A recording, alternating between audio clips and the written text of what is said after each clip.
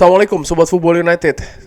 Hari Ahad sore waktu Eropa, atau berarti hari Ahad malam ya, malam Senin waktu Indonesia, Manchester United akan menjalani laga terakhir di Premier League untuk musim 2023-2024. Menurut gua secara hitung-hitungan matematis, kemungkinan atau probabilitas Manchester United untuk bisa finish di peringkat 6 besar ini sulit dan kecil, melihat bagaimana raihan angka dari Newcastle maupun juga Chelsea itu nomor 1, nomor 2, bagaimana juga selisih gol dari kedua tim tersebut yang memang lebih superior dibanding dengan Manchester United. Dan ini membuat memang keadaan ini menurut gua sangat sulit ya bagi Manchester United untuk bisa finish di peringkat ke-6.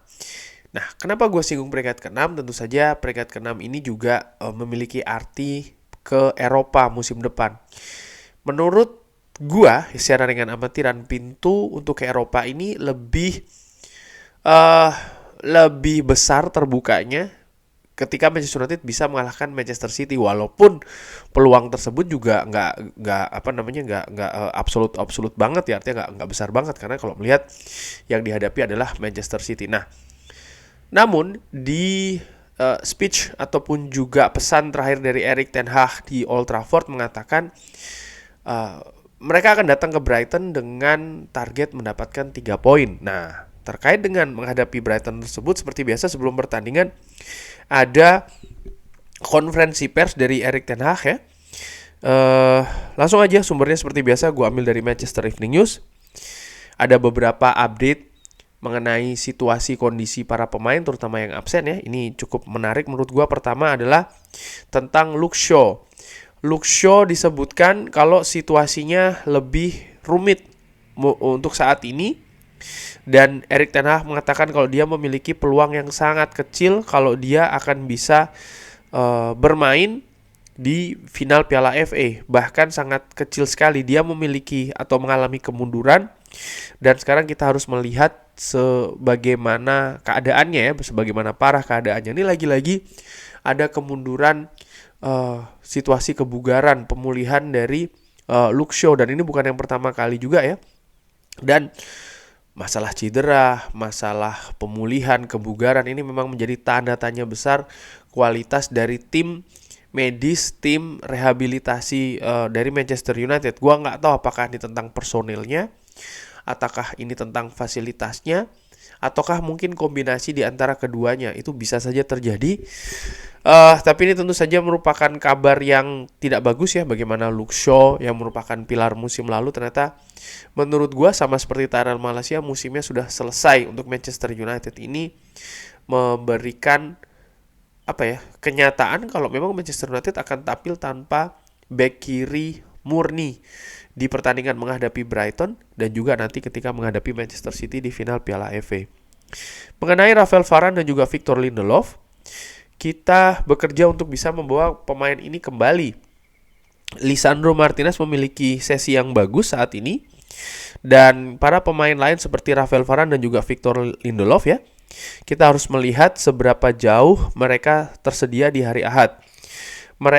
Besok kita ini off, dan hari Sabtu kita akan melakukan latihan. Ini menarik, harapan gua Rafael Varane dan juga Victor Lindelof paling tidak bisa tersedia, walaupun kalau melihat ketika menghadapi Newcastle ya, Casemiro bermain cukup oke, walaupun ada beberapa kesalahan masih ya. Dan yang menarik lagi ada rutinitas dalam tanda kutip. Dan kalau kita tarik dari pertandingan menghadapi Crystal Palace, menghadapi Arsenal, dan juga menghadapi Newcastle, bagaimana komposisi lini belakang dari Manchester United ini kan tetap. Dan ini menurut gue sebenarnya ada hal yang positif di sana, walaupun tentu saja dari sisi kualitas ya, Casemiro bukan posisi asli, Johnny Evans bukan pilihan utama, bukan pilihan kedua, mungkin bahkan bukan pilihan ketiga ya kan. Tapi karena memang mendadak darurat, pemain inilah yang dimainkan oleh Erik ten Hag. Kalau seandainya memang Victor Lindelof ataupun juga Rafael Varane sudah siap 100%, mungkin akan menjadi pilihan yang menarik. Tapi ini tentu saja ini juga akan memiliki pengaruh ya di posisi-posisi lain, seperti kayak ya apakah Casemiro akan bermain di lini tengah sementara Sofyan Amrabat juga dalam situasi yang bagus ya, karena hal demikian akan memiliki pengaruh. Cuman kita lihat saja, feeling gua ya secara dengan amatiran, Varane dan Lindelof mungkin baru akan berada di bangku cadangan. Dan juga tentang Harry Maguire, Erik ten Hag mengatakan kalau Harry Maguire memiliki peluang yang bagus kalau dia akan tersedia di final Piala FA. Nah, untuk Harry Maguire, dari kualitas kontribusi, gue berharap dia bisa dimainkan di final. Apalagi kalau dia bisa diduetkan dengan Lisandro Martinez. Rafael Varane juga punya peluang untuk hal tersebut. Kita lihat siapa yang lebih siap. Tentu saja tim kepelatihan ini yang akan menilai.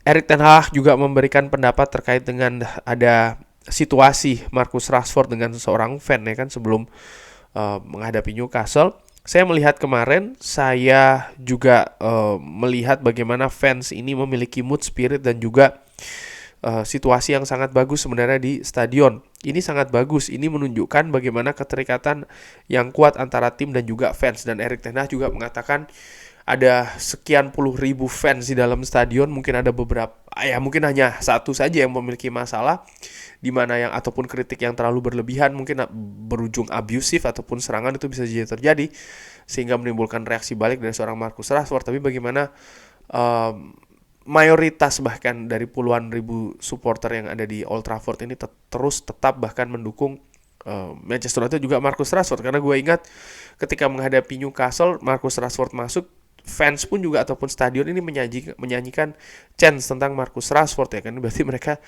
ada dukungan terhadap pemain ini, yang tentu saja kalau di sosial media beda situasinya ya.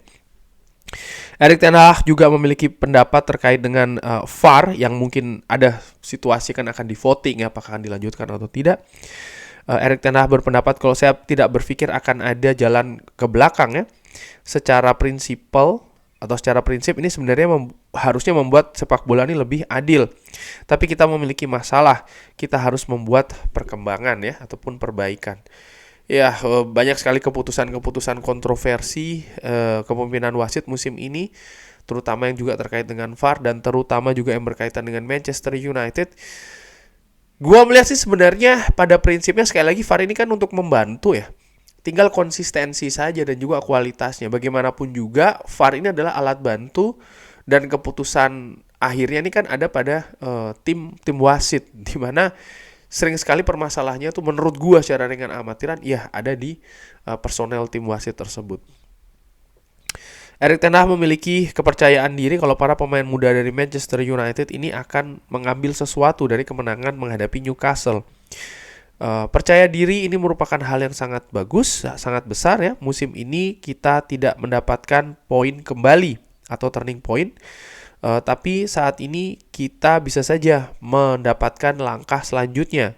Saya ingat ketika menghadapi Arsenal di menit ke-87, kita seharusnya saya pikir bisa memenangkan hal tersebut, tapi offside ya, Garnacho golnya. Pada saat itu bisa saja ini memberikan sebuah hal yang besar bagi tim. Kita tidak pernah mendapatkan hal ini, tapi seperti pertandingan kemarin tentu saja ini membantu kita, khususnya para pemain muda. Ini akan memberi banyak kepercayaan diri, terutama kalau melihat bagaimana ada kontribusi gol ya kan dari para pemain muda, Kobbie Mainoo, Amad Diallo, serta Rasmus Højlund. Ini hal yang positif ya, di banyak hal yang negatif tentu saja yang terjadi musim ini, bagaimana dengan cederanya banyak pemain, dengan absennya banyak pemain, memberikan pintu bagi para pemain muda. Dan menurut gua sejauh ini keputusan atau ya penilaian yang jeli harus diberikan kredit kepada tim kepelatihan Manchester United, bagaimana pemain muda yang diberi kesempatan, Kobbie Mainoo, lalu Amad Diallo, termasuk juga Rasmus Højlund dan juga Willy Kambuala ya. Ini menjadi sesuatu yang positif. Juga bagaimana menit bermain yang lebih banyak yang diberikan kepada Garnacho. Gua tahu memang beberapa pertandingan belakangan ada penurunan penampilan dan juga permainan dari Garnacho, tapi kalau dilihat di awal musim, tengah musim, Garnacho memperlihatkan permainan yang berbeda dari musim lalu, dan bahkan membuat banyak fans ini lupa mungkin ya usia dari Garnacho ini sebenarnya masih di bawah 20 tahun. Sehingga ya masa depan ini menurut gua ya, kalau ini bisa di-maintain, kalau bisa dipelihara dengan bagus, dengan rencana yang jelas ya, bukan hanya jangka pendek dan juga jangka pendek, ini bisa menjadi apa ya, sesuatu yang sangat positif bagi Manchester United di periode yang mungkin lebih lama lagi. Kita lihat akan seperti apa pertandingan menghadapi Brighton. Tadi ada beberapa update ya. Menurut gua pemain masih akan banyak yang absen, pemain masih banyak yang cedera, masih harus ada rencana-rencana darurat dalam tanda kutip ya. Apakah Erik ten Hag akan memainkan false nine, apakah akan memainkan hal yang lainnya, kita nantikan ketika menghadapi Brighton. Dan gua ingatkan lagi, tidak ada live commentary ya ketika menghadapi Brighton dan juga ketika final Piala FA menghadapi Manchester City. Sekaligus juga gue ingin ucapkan terima kasih bagi para pemesan Just Tip ya, sudah gue tutup. Mungkin akan ada periode selanjutnya, nanti akan ada informasi selanjutnya di Football United. Kurang lebih demikian, terima kasih sudah menyaksikan. Jangan lupa like, subscribe. Wassalamualaikum warahmatullahi wabarakatuh. Thank you.